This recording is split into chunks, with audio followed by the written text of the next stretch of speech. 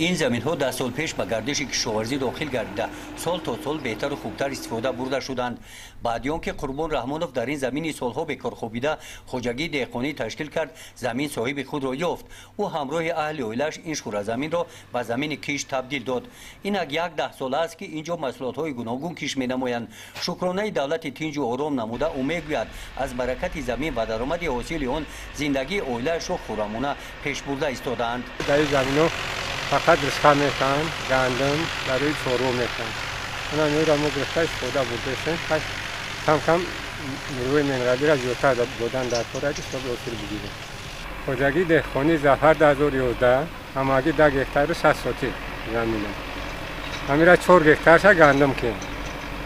نسکه 5 هکتار دیگه شا هفته دموندگیه. 1.5 هکتار بغ داره. مهنت میکنیم، همیشه دارو میکنیم، تامین میکنیم. زمین های خوجگی دهقانی به نام ظفر که قربان استفاده می نماید در دامنه کوه نمک خوجعمومی واقع بوده از آب پنج آبیاری میگردند. در این منطقه درخت شفتالو خوب می روید. همین جهت سبب گردیده است که در این قطعه زمین قربان این باغ شفتالو را بنیادم بوده است.